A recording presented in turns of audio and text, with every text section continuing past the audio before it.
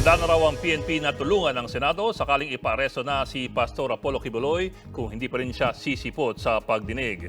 Maging ang ilang mambabatas bumuelta sa pastor. Nasa frontline na balitang yan, Marian Enriquez. Ang pahayag na ito kahapon ni Pastor Apollo Kibuloy. Ngayon, inaakusahan ako ng napakaraming babae. Sakala nila sa akin, single ako, kaya pinag-aagawan ako. Tinabla ni Congresswoman Franz Castro. Huwag kang feelingero.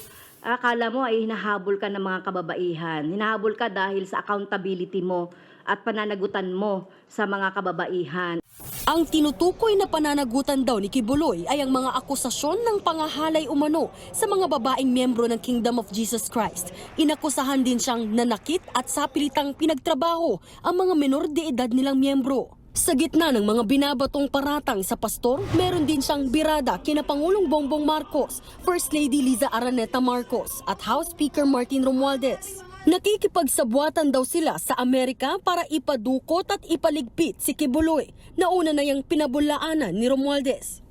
Sagot naman ngayon ni House Deputy Majority Leader at Tingog Party List Representative Jude Asidre.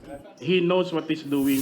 He knows that he's clearly defying the law. He knows he's injuring the political system that we have in place. He's disrespecting the authorities. And I think that he'll be made accountable in that at the right time. Sa March 5 ang pagdinig ng Senado kaugnay sa mga pang-aabuso umano ni Kibuloy. Pinasubpina na siya roon at kung hindi pa rin siya dadalo, ipaaresto na raw siya ng chairperson ng komite na si Senadora Risa Hontiveros. Nakahanda naman daw ang PNP na tulungan ang Senado.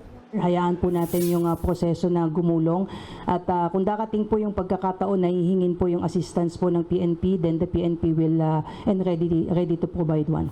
Nananatili namang tikom ang bibig ng mga Duterte sa mga sinabi ni Kibuloy. Matatanda ang iniuugnay sa pastor sina dating Pangulong Rodrigo Duterte at Vice President Sara Duterte na tumanggap daw noon ng mga baril kay Kibuloy. Ipinagtanggol naman siya ng isang kaalyado ng mga Duterte na si Attorney Salvador Panelo na meron ding programa sa media network ni Kibuloy. They're just conspiring against him and he feels that way. That's why he has to go public and express his feelings about it. May payo rin si Panelo sa Pangulo at sa First Lady. They should respond because the people have the right to know whether the accusations are true or not. Wala pa namang pahayag ang palasyo kaugnay dito.